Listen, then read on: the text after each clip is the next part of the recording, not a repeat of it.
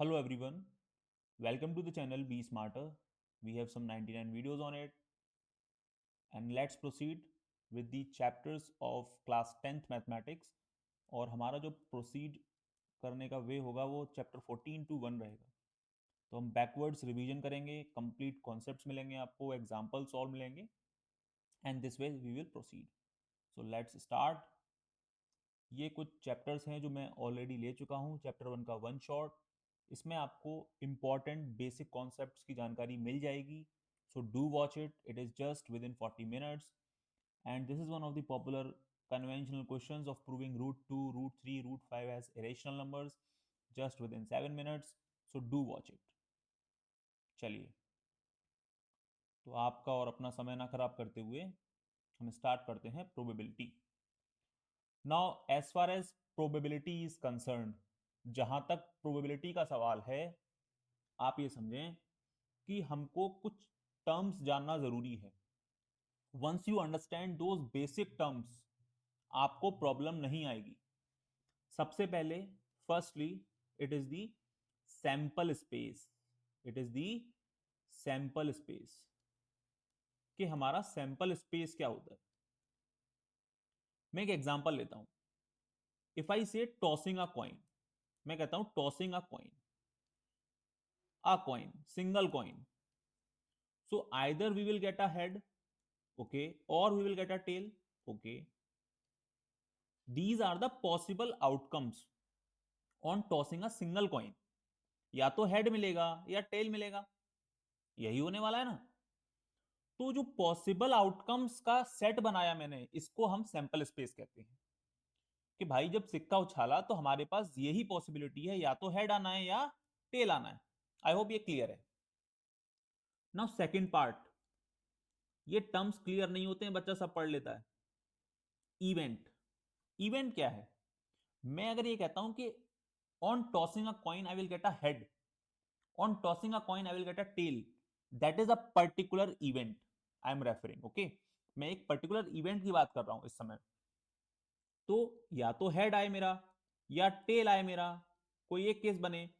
तो ये क्या हुआ? एक पर्टिकुलर इवेंट हुआ। इन इवेंट्स की मैं प्रोबेबिलिटी निकालता हूं। समझ में आया? इवेंट समझ में आया? तो इवेंट हमारा बेसिकली क्या है?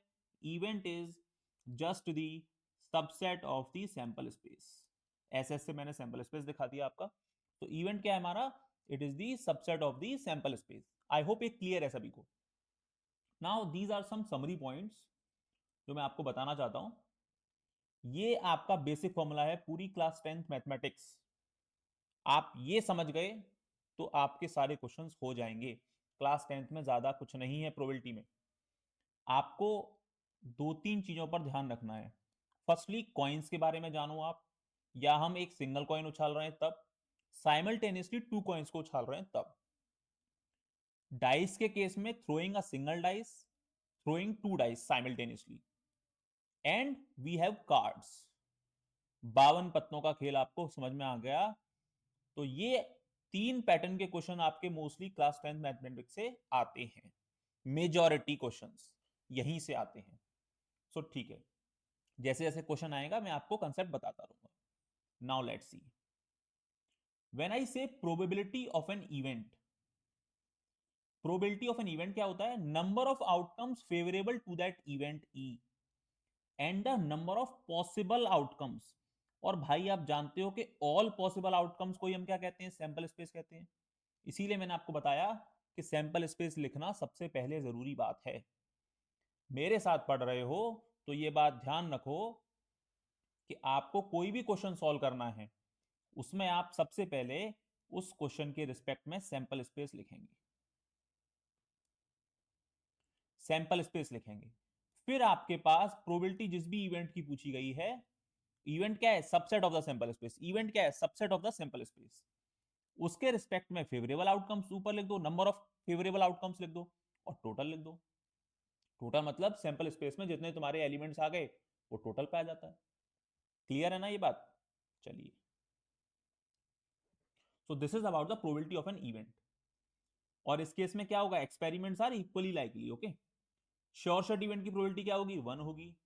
ये तो होगा ही होगा, उसकी प्रोबेबिलिटी फिक्स है 1। इम्पॉसिबल, ये हो ही नहीं सकता इवेंट। मैं एग्जांपल देता हूं इम्पॉसिबल का। आपने सिक्का उछाला और कोई कहता है कि probability of getting an elephant on tossing a coin, क्या कभी एलिफेंट आएगा नीचे गिरेगा क्या? आप सिक्का उछालते हो और एलिफेंट नीचे गिरेगा क्या? नहीं पॉसिबल है ना। तो ये तो इम्पॉसिबल इवेंट है, तो इस तरीके के इम्पॉसिबल इवेंट्स की प्रोबेबिलिटी क्या होगी? 0 होगी। अब आप समझे नेक्स्ट पॉइंट।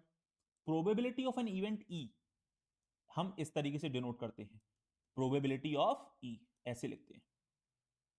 कभी भी किसी भी इवेंट की प्रोबेबिलिटी 0 to 1 लाई करेगी। Clear? Now see next one. An event having only one outcome is called an elementary event. मैं ये कहता हूं कि मैं इवेंट क्या रेफर कर रहा हूं, समझना इस बात को। मैं इस सैंपल स्पेस पे जाता हूं, मैं एक सिक्का उछालूंगा तो या तो मेरे को हेड मिलेगा या मेरे को टेल मिलेगा। तो probability of getting N head, एक ही ऐसा आउटकम है ना, हेड एलिमेंट्री इवेंट है अपने आप में। Probability of getting a tail, अपने आप में एक ही आउटकम आएगा इसका, एलिमेंट्री इवेंट है। अब देखो, और ये कहता है कि sum of all the elementary events क्या होगा? 1 होगा। अच्छा, बहुत अच्छी बात, कैसे देखते हैं। तो probability of getting N head मैं पीएच से डिनोट करता हूं, मान लो आप, या आप ऐसे भी कह सकते हैं, चलो उसको छोड़ो, यहां समझो। Probability of getting a head, तो हेड मेरा क्या है? Number of favourable outcomes. Basic पे जाओ, number of favourable outcomes of getting a head, कितने फेवरेबल में है? एक ही बार हेड आ रहा है, सैंपल स्पेस में गए। Total number of outcomes head and tail 1 + 1 2, so 1/2। Similarly probability of getting a tail will also be 1/2, क्योंकि टेल कितनी बार आ रहा है? 1 बार। टोटल आउटकम कितने? 2 हैं, हेड एंड टेल। क्लियर है ना ये बात? सो अब आप इन दोनों को ऐड करें, 1/2 will give you 1, so this is 1।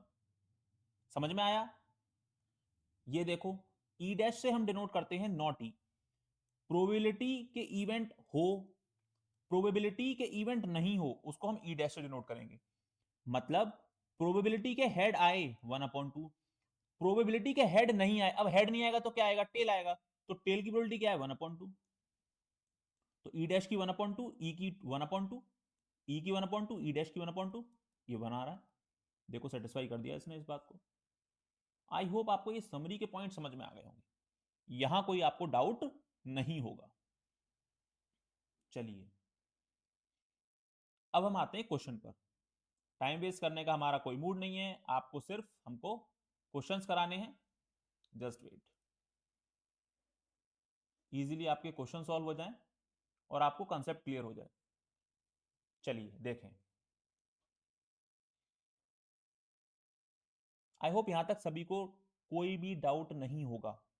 Doubt मिले तो आप वीडियो के कमेंट सेक्शन में जाके कमेंट कीजिएगा, I will resolve in the next session.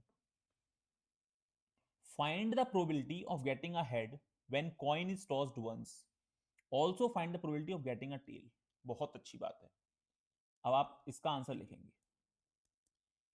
सबसे पहले ये समझो, टॉसिंग अ कॉइन वंस, ये एक बात ध्यान रखना, आप बोर्ड के पेपर दे रहे हो, यहां पर लैंग्वेज बहुत मैटर करती है।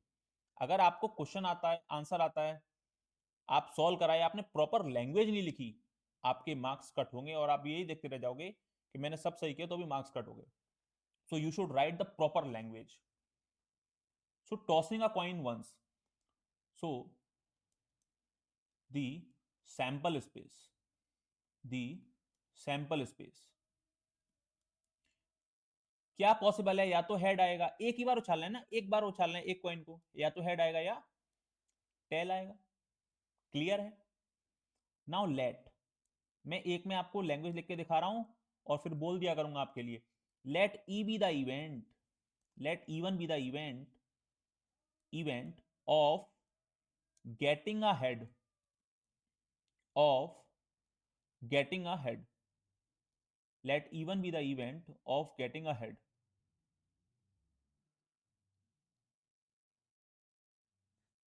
Now probability of E1, probability of E1 क्या होगी?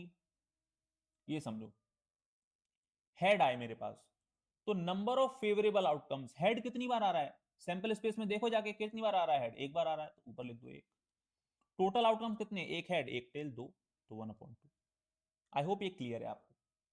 Now similarly probability of getting a tail में इवेंट E2 मान लेता हूं। Let E2 be the event of getting a tail. Simple, तो प्रोबेबिलिटी ऑफ E2 क्या हो जाएगी, टेल कितनी बार आ रहा है, एक बार आ रहा है। टोटल नंबर ऑफ आउटकम्स कितने हैं, 2 हैं, तो इट इज 1/2। आई होप ये क्लियर है सभी को।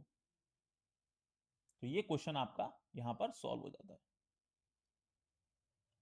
फर्स्ट एग्जांपल था, ये समझ में आया होगा सभी को, ठीक है ना।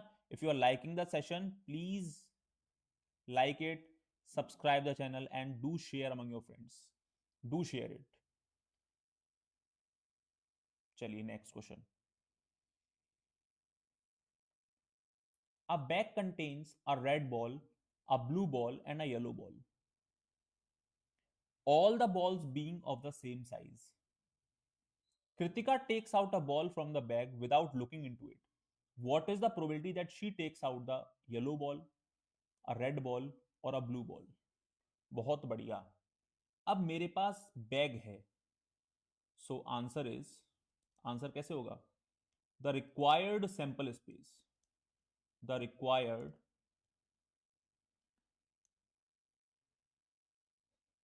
sample space.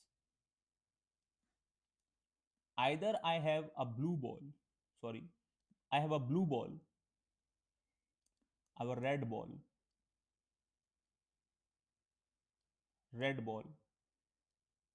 or I have a yellow ball. Clear? Now let, आप लिख सकते हैं, लैंग्वेज लिखना बहुत जरूरी है। let even be the event, let even be the event of getting a yellow ball. Similarly आप रेड बॉल के लिए E2 इवेंट लिख लेंगे, सिमिलरली आप ब्लू बॉल के लिए E3 इवेंट लिख लेंगे। आई होप ये आप समझ सकते हैं, ठीक है ना। या आप सिंगल लाइन में ऐसे भी लिख सकते थे, let E1 E2 E3 be the events of getting a yellow ball, red ball and a blue ball respectively. ये दोनों लैंग्वेज एब्सोल्युटली क्लियर हैं और करेक्ट है, समझो अब। Now the probability, first part, probability of getting a yellow ball. चलो मैंने declare कर दिया है तो मैं इसको E1 ले लेता हूं। E1, अब येलो बॉल कितनी है मेरे बैग में, एक है, और टोटल बॉल्स कितनी है, एक येलो एक रेड एक ब्लू तीन, तो 1/3। Similarly probability of getting a red ball E2 event हो गया वो। भाई कृतिका बॉल निकालती है बैग में से, अब वो बॉल रेड बॉल आएगी, इसकी प्रोबेबिलिटी पूछी गई है, तो रेड बॉल है कितनी, एक ही है। टोटल बॉल्स कितनी है, तीन है, तो 1/3। Similarly probability of getting a blue ball कितनी है, एक है, टोटल बॉल कितनी है, तीन है, 1/3। तो तीनों की प्रोबेबिलिटी क्या हुई, 1/3 1/3 एंड 1/3। आई होप ये आपको समझ में आया होगा। क्लियर, इजी क्वेश्चंस हैं, एग्जांपल्स हैं ये आपके। Do like and share, okay. चलिए नेक्स्ट। नाउ सी, अब ये डाइस का क्वेश्चन आता है, ये डाइस है यहां पर, do correct it. So suppose we throw a dice once, what is the probability of getting a number greater than 4, what is the probability of getting a number less than or equal to 4? बहुत अच्छी बात है, throwing a dice event, हम जो experiment कर रहे हैं वो एक्सपेरिमेंट क्या है, थ्रोइंग अ डाइस। तो रिक्वायर्ड सैंपल स्पेस क्या होगा, रिक्वायर्ड सैंपल स्पेस क्या होगा, सैंपल स्पेस क्या होता है, मैंने बहुत सरल भाषा में बताया आपको। भाई जितने भी पॉसिबल आउटकम्स हैं, तो जब किसी डाइस को फेंकोगे तो क्या आ सकता है, 1 आ सकता है, 2 आ सकता है, 3 4 5 6 7 आएगा क्या, नहीं आएगा, 7 नहीं होता ना, तो 7 नहीं है आउटकम, तो सैंपल स्पेस में नहीं आएगा। अब फर्स्ट प्रोबेबिलिटी पूछी गई है कि नंबर ग्रेटर देन 4 हो, मैं कहता हूं कि E1 be the event of getting a number greater than 4। तो प्रोबेबिलिटी ऑफ इवन क्या होगी, क्या होगी, हमारे पास नंबर 4 से बड़ा हो, कितने हैं 5 एंड 6, तो 2 नंबर ऑफ फेवरेबल, मेरे इवेंट के फेवर में कितने एलिमेंट्स हैं, 4 से बड़े कितने नंबर हैं सैंपल स्पेस में, 5 and 6, so they are just 2। Total number कितने हैं 6 हैं, तो it is 2/6, that is 1/3। I hope ये क्लियर है सभी को।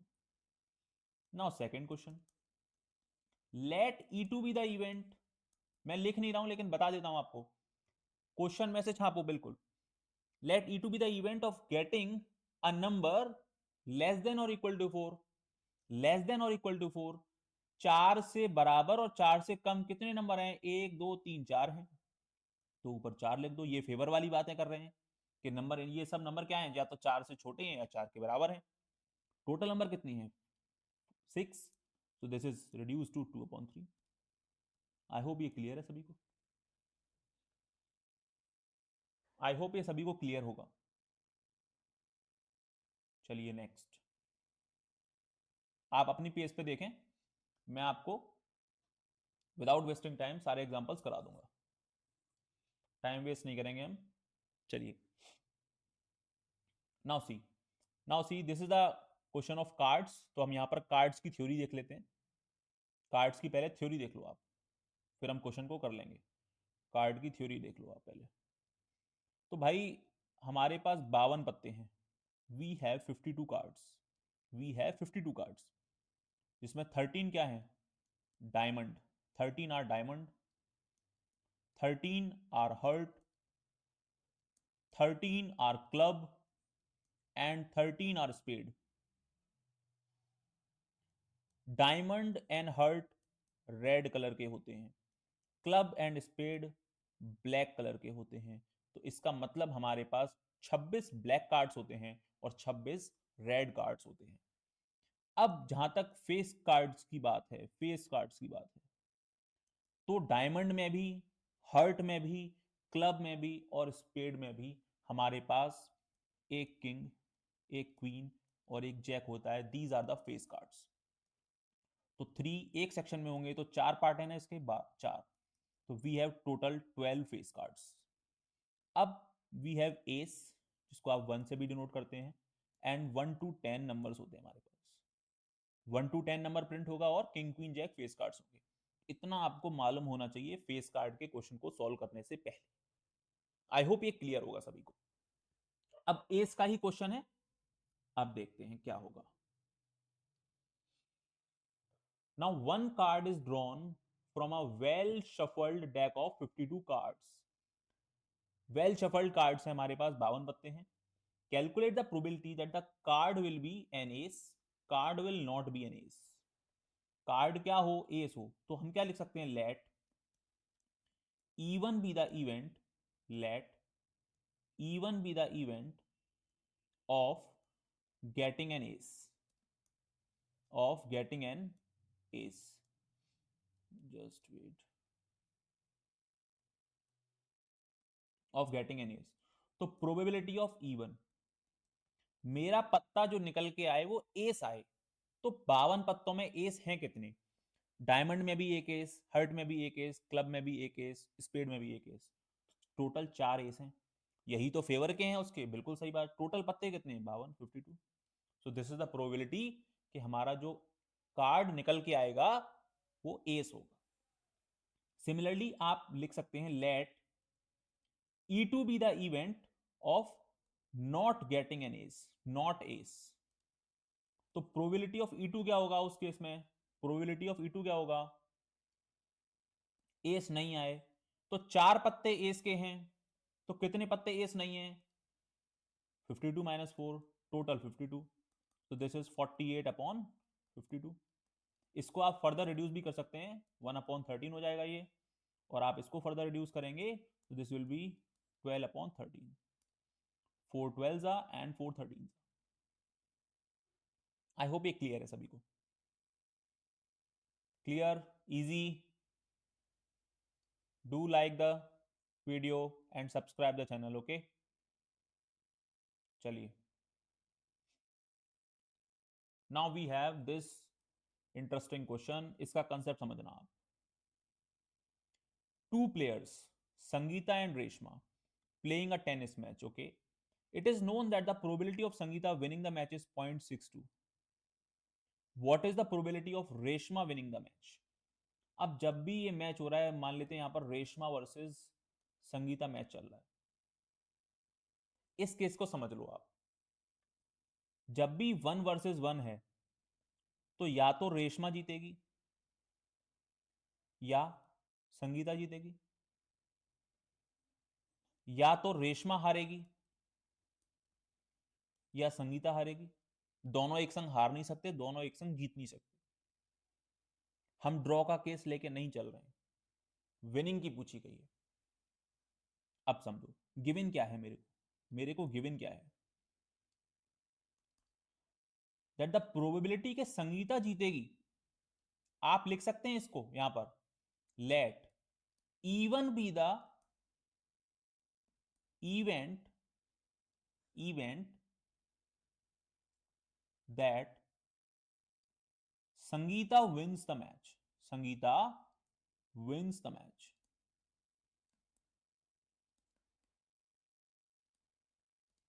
तो हमको क्या गिवन है, प्रोबेबिलिटी ऑफ इवन क्या हो गया, 0.62 हो गया। हमसे क्या पूछा गया है, प्रोबेबिलिटी बताओ कि रेशमा जीत जाए मैच को। तो भाई अगर रेशमा जीतेगी, अगर रेशमा जीतेगी तो ये बात पक्की है कि संगीता को मैच हारना पड़ेगा। क्लियर? तो प्रोबेबिलिटी के रेशमा मैच जीते तो संगीता को हारना पड़ेगा। तो क्या प्रोबेबिलिटी कि रेशमा मैच जीते, क्या ये प्रोबेबिलिटी संगीता के हारने की प्रोबेबिलिटी के बराबर नहीं होगी? होगी। तो संगीता का जीतना और संगीता का हारना आपस में कॉम्प्लीमेंट्री हैं, एलिमेंट्री इवेंट्स हैं। तो क्या मैं इसको 1 माइनस प्रोबेबिलिटी ऑफ इवन नहीं लिख सकता? रेशमा कब जीतेगी, जब संगीता हारेगी। तो संगीता के हारने की प्रोबेबिलिटी क्या होगी, 1 माइनस प्रोबेबिलिटी के संगीता जीत रही है। सो दिस इज 1 माइनस 0.62, ये आ जाता है आपका 0.38, ये आ जाता है आपका 0.38। दिस इज द केस कि संगीता को, sorry, Reshma will win the match. समझ रहे हो ना? एक ही जीतेगा और एक ही हारेगा, दोनों एक संग जीत नहीं सकते, दोनों एक संग हार नहीं सकते। चलिए next, Savita and Hamida are friends, Savita and Hamida are friends, probability that both will have different birthdays, same birthdays, ignoring a leap year। a good question। आप समझो, ईयर हमारे पास दो तरीके से होती है, या तो it will be a leap year, तो हमारे पास 366 डेज होंगे। It is not a leap year, तो वी हैव 365 डेज। क्लियर है ना ये बात आपको? क्लियर? तो जब इसने कह दिया कि इग्नोर कर दो लीप ईयर को, तो हमारे पास टोटल डेज 365 होगा यहां पर। Now first, let even be the event, let even be the event, even be the event that Savita and Hamida, that Savita and Hamida have different birthdays, have different birthdays।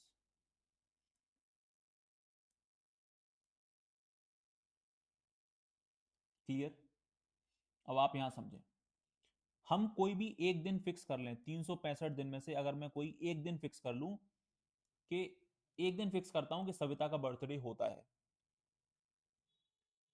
Probability of even बतानी है मेरे को। अभी सविता का birthday होता है, मैं एक कोई भी एक दिन फिक्स कर लेता हूं, मान लो एक दिन, ये मैंने 1 जनवरी फिक्स कर लिया। तो 1 जनवरी को डिफरेंट बर्थडेज हो, ये पूछा गया है कि सविता का बर्थडे एक दिन हो, हमीदा का बर्थडे किसी अलग दिन हो, उसी सेम दिन ना हो, डिफरेंट बर्थडेज का केस पूछा गया है। ठीक है, तो हमें 1 जनवरी को फिक्स कर लेता हूं कि किसी भी ईयर के 1 जनवरी को इनका बर्थडे होता है, सविता का।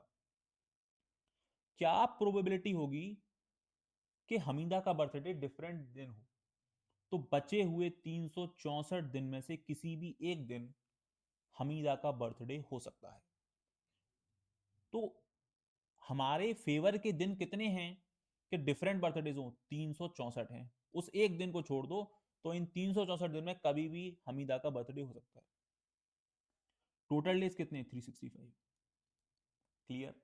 ये प्रोबेबिलिटी है आपकी कि सविता का बर्थडे और हमीदा का बर्थडे किसी भी अलग अलग दिन होगा, सेम डे नहीं होगा। समझ में आया? Just wait. Clear? Second case में क्या कहते हैं? मान लो उसको E2 मान लो, E2 be the event that Savita and Hamida have same birthdays. तो भैया किसी एक दिन होगा, वो एक ही दिन है इनके फेवर का, किसी एक दिन बर्थडे हो रहा है।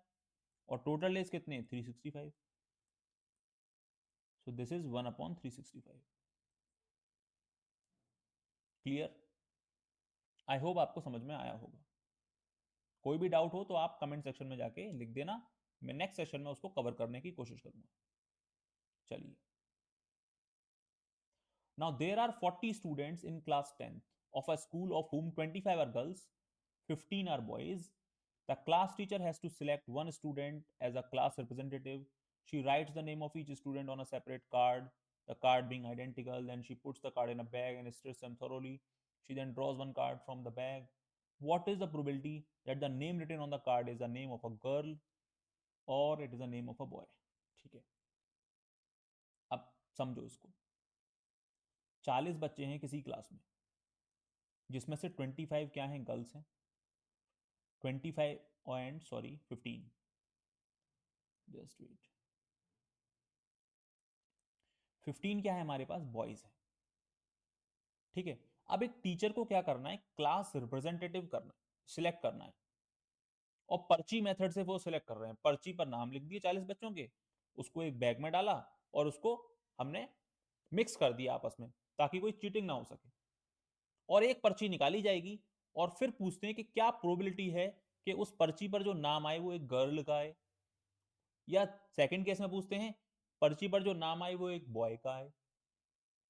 इजी है, लैंग्वेज देख के डरना नहीं है, इजी है। तो फर्स्ट प्रोबेबिलिटी के the name is of the girl, name of a girl, just wait, I will write it as let even be the event, let even be the event of getting name of a girl, name of a girl on the slip. Okay, ना probability क्या होगी इस event की? क्या probability होगी इस event की कि हमारे पास एक लड़की का नाम आए उस पर्ची पर? तो गर्ल्स फेवरेबल में कितनी है? बेसिक पर जाओ, number of favourable outcomes concerning to that particular event. वो इवेंट यहां पर क्या है? इवन है कि एक गर्ल का नाम आ रहा है स्लिप पर। तो नंबर ऑफ गर्ल्स कितनी है? वही फेवरेबल है उसके लिए, 25। टोटल स्टूडेंट्स कितने हैं? 40। सो दिस इज 1/25 समझ में आ रहा है ना? नंबर ऑफ गर्ल्स फेवर की बात कर रहे हैं कि गर्ल्स आएगी, गर्ल्स का नाम आएगा किसी स्लिप पर, एक गर्ल आ जाएगी।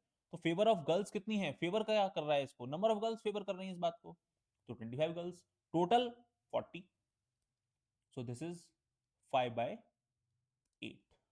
नाउ सेकंड, सिमिलरली आप E2 इवेंट के लिए लिख सकते हैं। तो what is the probability that E2 be the event of getting a name of a boy on that slip? तो नंबर ऑफ बॉयज कितने हैं? 15, टोटल 40। So this is 3/8। और आप इसको लिख सकते थे 1 minus probability of getting a girl, तब भी 3/8 ही आएगा, क्योंकि या तो एक लड़की का नाम आएगा या एक लड़के का नाम आएगा। अगर मैं सारे लड़कियों को एक ग्रुप मान लूं और सारे बॉयज को एक ग्रुप मान लूं, तो they are the complementary.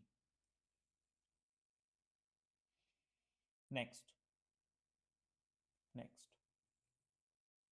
Just wait for a minute, I will start. कोई भी डाउट हो तो आप कमेंट सेक्शन में लिख सकते हैं, we will resolve it in the next session.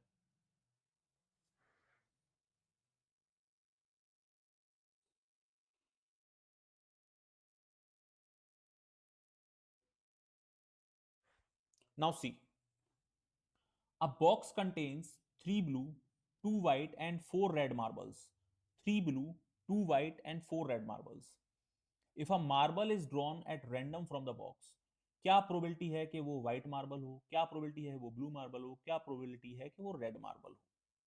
अच्छी बात है। अब मेरे बॉक्स में क्या है? 3 ब्लू मार्बल है, 3 ब्लू मार्बल है, 2 व्हाइट मार्बल हैं, जस्ट वेट,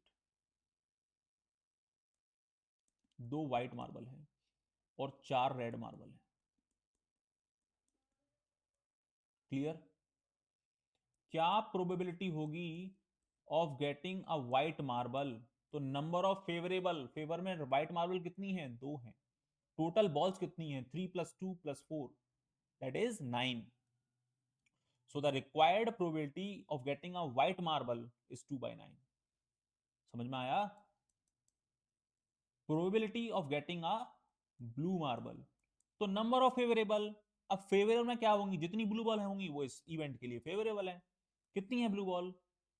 3 है, 3। टोटल बॉल्स कितनी है? 9 है। This is 1/3। Now third one, probability of getting a red marble.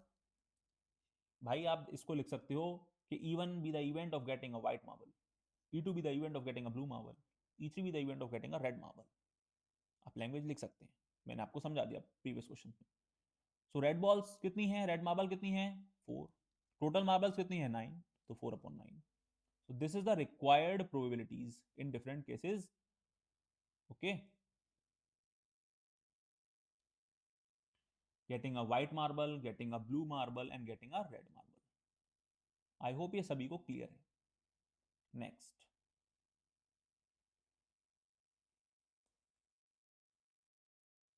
Harpreet tosses 2 different coins simultaneously and the जिसमें एक रुपए का सिक्का है, दूसरा 2 रुपए का सिक्का। ये कुछ नहीं है, आपको गुमराह करने की कोशिश है, बट होगा नहीं, क्योंकि हमारा कंसर्न क्या है? या तो हेड या टेल। तो 1 रुपए का सिक्का हो तो भी हेड और टेल सेम है, और 2 रुपए का हो तो भी हेड और टेल है सेम है, उसमें कोई डिफरेंस नहीं आने वाला। ये बस डाउट क्रिएट करने के लिए। तो भाई सबसे पहले हम क्या करते हैं? सैंपल स्पेस लिखते हैं। सैंपल स्पेस लिखते हैं। रिक्वायर्ड सैंपल स्पेस क्या होगा हमारा? या तो दोनों सिक्कों पर हेड आएगा, या पहले पर हेड दूसरे पे टेल, या पहले पे टेल दूसरे पे हेड, या दोनों पर टेल। इसके अलावा कोई भी पॉसिबल नहीं है। और ये क्या होगा? 2 की पावर 2। जब आपको ध्यान होगा एक सिक्का उछालते थे तो हेड और टेल आता था सिर्फ, दैट इज 2 की पावर 1। ये सबको समझ में आना चाहिए। नाउ सी फर्स्ट, इसमें एक ही क्वेश्चन है, चलिए देखते हैं।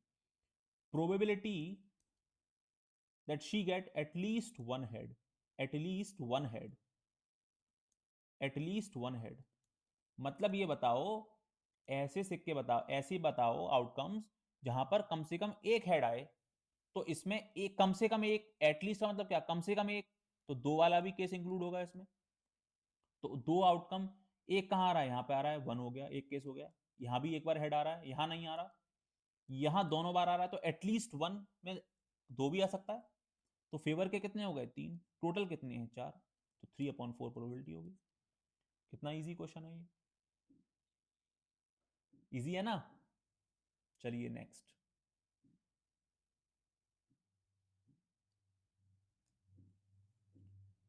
Example 10। In a musical chair game, the person playing the music has been advised to stop playing the music at any time within 2 minutes after she starts playing. यहां इन्होंने क्या कहा? एक म्यूजिकल चेयर गेम चल रहा है, मान लो इस तरीके से चेयर्स रखी हुई हैं, कुछ भी हो, बैठना हो इनको या कुछ भी करना हो। म्यूजिकल चेयर गेम है, ये लोग घूमेंगे इसके अराउंड, इनको फिर बैठना होता है, यही होता है म्यूजिकल चेयर गेम। तो जब भी म्यूजिक स्टॉप होगा तब बैठना होगा, तो जो रह जाएगा वो रह जाएगा, वो आउट हो जाएगा। तो ये कह रहा है कि जो म्यूजिक स्टॉप होगा ना, वो कभी भी 2 मिनट के अंदर कभी भी हो सकता है। तो जो मैक्सिमम टाइम इंटरवल है जब तक ये चलेगा, वो क्या है? 2 minutes. Maximum time interval, maximum time music play होगा, maximum time for which music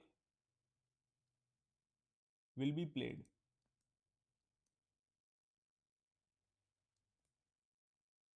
क्या होने वाला है? 2 मिनट्स, ठीक है। प्रोबेबिलिटी बताओ कि music will stop with in the first half minutes after the starting. मतलब उसने 0 मिनट पे, मान लेते हैं कोई पॉइंट है 0 मिनट मान के चले हम, वो हाफ मिनट पर ही इसको स्टॉप कर देगा। तो 0 से हाफ तक को हम 1/2 अमाउंट बोल सकते हैं, नहीं बोल सकते? तो probability that music stops in first half minutes, in first half minutes,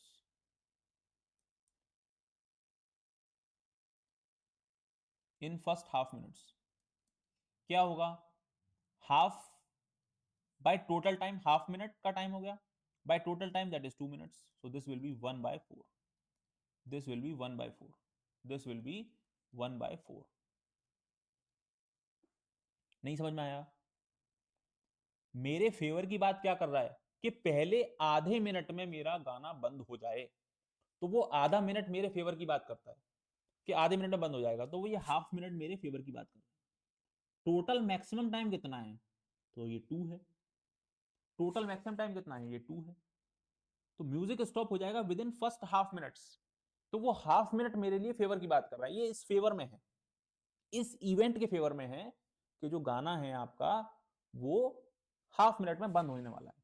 तो जो नंबर आ रहा है ना, ये 1/2 minutes, this is our favouring the event कि music will stop within first half minutes. समझ में आया? आपका गाना आधी मिनट में बंद हो जाएगा, इसके लिए प्रोबेबिलिटी क्या है? वो आधा मिनट ही है, फेवर की बात कर रहा है। बाकी का 1.5 मिनट आपका टोटल टाइम ड्यूरेशन को और ऐड हो जाएगा, जिसमें गाना बजता रह सकता है, लेकिन बजे नहीं। कब तक बजे? सिर्फ फर्स्ट हाफ तक, मिनट तक बजे। तो फेवर में क्या है? Half minute. टोटल मिनट्स कितनी है? 2, तो इट इज 1/4। आई होप ये क्लियर होगा।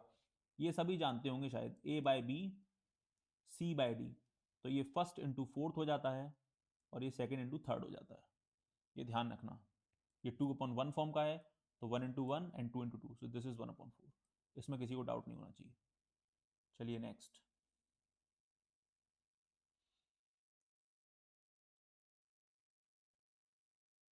A missing helicopter is reported to have crashed somewhere in the rectangular region।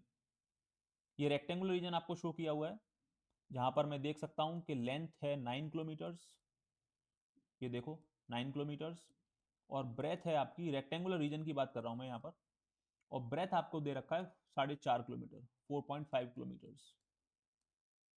Clear? What is the probability that it will crash inside the lake? ये lake दी हुई है, इसमें crash करे, इसकी बताओ। तो लेक की डायमेंशन लिख लेते हैं पहले हम। लेक की लेंथ को हम L1 कह देते हैं। L1 लेंथ क्या होगी इसकी? लेंथ क्या होगी इसकी? ये लेंथ होगी। लेंथ क्या है इसकी बताओ? तो ये 6 है, यहां तक ये पूरा 9 है, तो 9 - 6, 9 - 6, ये तो आप डायग्राम से क्लियरली समझ सकते हैं, 3 किलोमीटर्स। और ब्रेथ क्या होगा? Breadth will be what? This is 4.5, this is 2, so 4.5 - 2, 4.5 - 2, so this is 2.5 kilometers।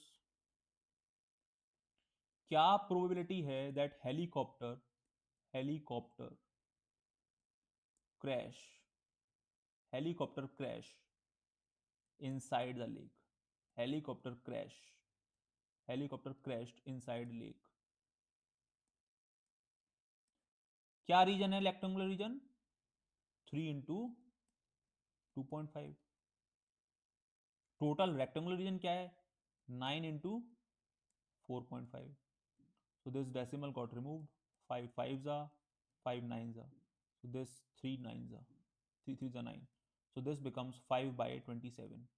This is the required probability कि जो आपका जो हेलीकॉप्टर है ना वो इस लेक रीजन में जाके क्रैश करेगा। तो this is area of the lake upon area of the total, area of the lake upon area of the total. क्या फेवर करेगा? फेवर में क्या है? जो लेक का एरिया है वो फेवर में है कि हेलीकॉप्टर हमारा लेक में जाके क्रैश करेगा, इसीलिए हमने रेक्टेंगल लेक का एरिया ऊपर लिखा, टोटल एरिया क्या है? रेक्टेंगल का एरिया, उसे डाउन में कर दिया। सो फेवरेबल में क्या है? फेवर में क्या है हमारा? एरिया ऑफ द लेक, और टोटल क्या है? टोटल रेक्टेंगुलर रीजन का एरिया। आई होप ये क्लियर है सभी को। चलिए next.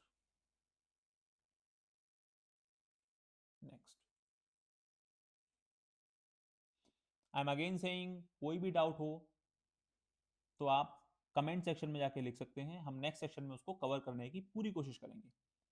We have this, see you can like the session, do subscribe the channel. आपसे यही चाहिए मुझे. आपको कंप्लीट चैप्टर क्लास 10th का मैथ्स का सारा सिलेबस मिलेगा यहाँ पर. आने वाले कुछ दिनों में ही आपको सारा कंप्लीट सिलेबस मिलेगा. NCERT and various other extra questions, MCQs, everything. Okay, चलिए next. So we have a cartoon consisting of 100 shirts. 88 are good, 8 have minor defects in it, 4 have major defects. तो समझो, एक हमारे पास कार्टून है, Tom and Jerry वाला cartoon नहीं, गत्ते वाला कार्टून है, जिसमें हमारे पास 100 शर्ट्स हैं. 100 शर्ट्स हैं. क्या कहा गया है, उन 100 शर्ट में 88 तो गुड क्वालिटी की है, 8 में क्या है, माइनर डिफेक्ट है. 8 में क्या है, माइनर डिफेक्ट है. बची हुई 4 में मेजर डिफेक्ट है. बचे हुए 4 में क्या है, मेजर डिफेक्ट है.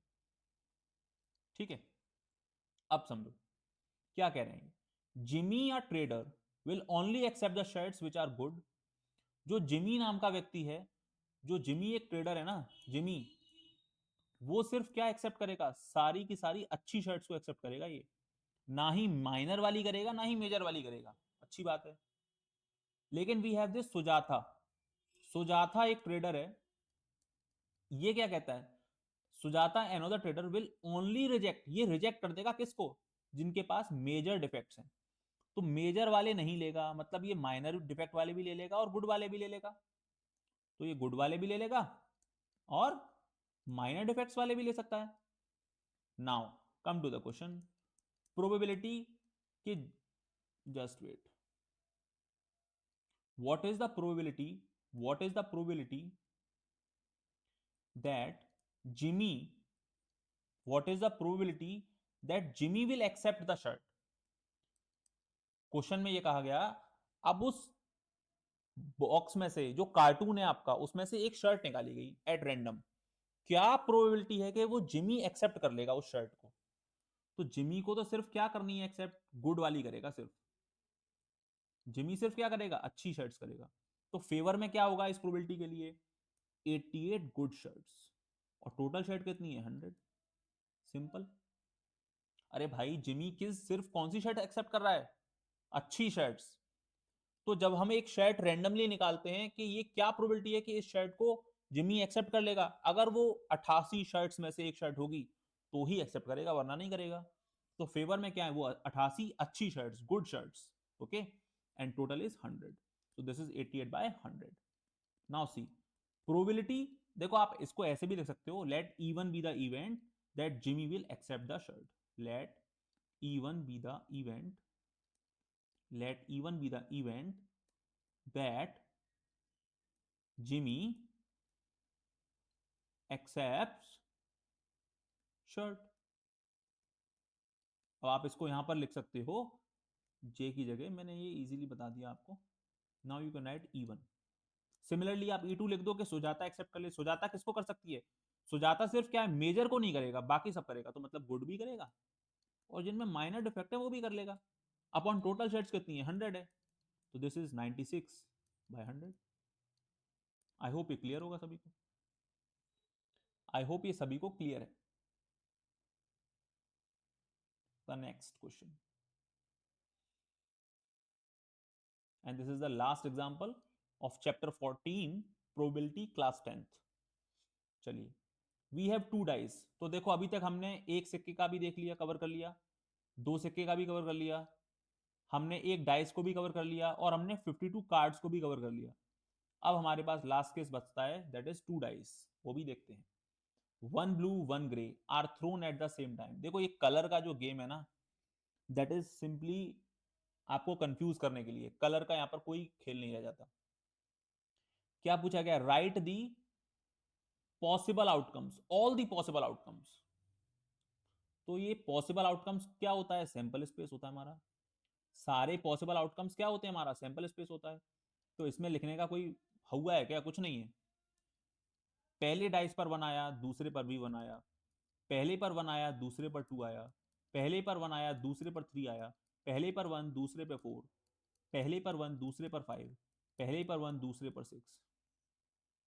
सिमिलरली पहले पर दूसरा, पहले पर 2, दूसरे पर 1, 2 2 2 3 2 4, जस्ट वेट, 2 4 2 5 2 6 3 1 3 2 3 3 3 4 3 5 3 6 4 1, just wait, 4 1 4 2 4 3 4 4 4 5 4 6। पहले डाइस पर 5, दूसरे पर 1, पहले डाइस पर 5, दूसरे पर 2, सिमिलरली 5 3 5 4 5 5 5 6। पहले डाइस पर 6, दूसरे पर 1, पहले डाइस पर 6, दूसरे पर 2, पहले डाइस पर 6, दूसरे पर 3।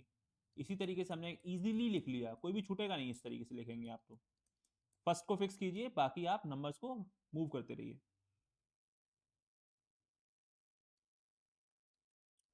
दोनों पर 6।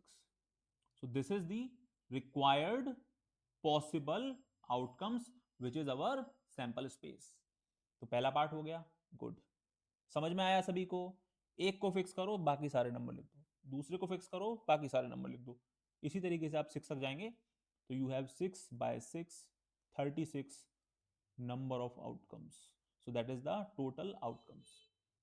What is the probability that the sum of the two numbers appearing on the top of the dice is 8 13 less than or equal to 12? Okay. अब ये कह रहा है ना, देखो पहले पर एक, दूसरे पर एक, पहले पर एक, दूसरे पर 2, ऐसे नंबर आ रहे हैं, अच्छी बात है। प्रोबेबिलिटी बताओ कि जो नंबर आ रहे हैं ना, अगर मैं इनको ऐड करूं तो 8 आए। प्रोबेबिलिटी बताओ कि मैं ऐड करूं तो 13 आए। प्रोबेबिलिटी बताओ कि लेस देन और इक्वल टू 12 आए। ये पूछा गया है आपसे। आई होप ये समझ में आ रहा होगा। अब देखो, probability let even be the event of getting a sum equals 8।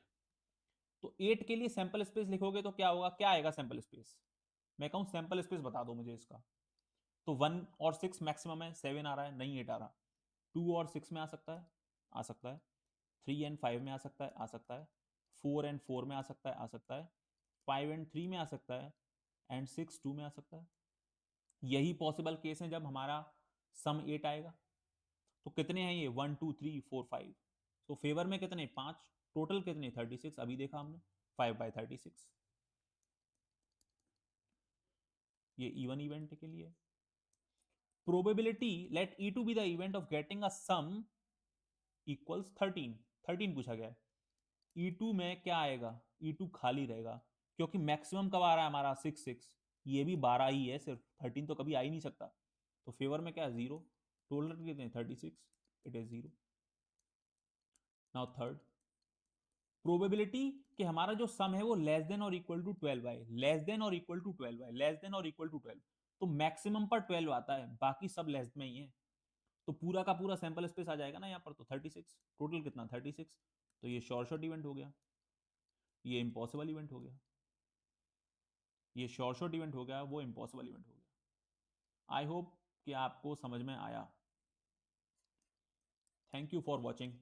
Okay, और इसी तरीके से हम सारे क्वेश्चंस कराने वाले हैं बेसिक के साथ। तो just do subscribe our channel be smarter. Okay, आप लोग सपोर्ट कीजिए, और हम इसी तरीके से सारे चैप्टर्स को कवर कराएंगे। ठीक है ना? Chapter for the class 10th mathematics as of now. Further मैं क्लास 12th के लिए भी यही सोच रहा हूँ करने के लिए। लेट्स सी, आप सपोर्ट करते रहिए, and we will continue doing this. Next session में हम एक्सरसाइज के सारे क्वेश्चंस करेंगे प्रोबेबिलिटी के लिए। These are all the examples and all the required concepts जो आपको चाहिए इस चैप्टर के क्वेश्चन को सॉल्व करने के लिए। अब आप मोस्ट ऑफ द क्वेश्चन खुद भी कर लेंगे, जो आपने यहाँ सीख लिया आप खुद भी कर सकते हैं। कोई भी आपका डाउट हो, आपको कोई सजेशन देना हो, फीडबैक हो आपका, आप प्रोवाइड कीजिए कमेंट सेक्शन में, उसको हम इनकॉर्पोरेट करने की कोशिश करेंगे. Okay, so this is the channel be smarter, some videos on it. Thank you for joining. Thank you all.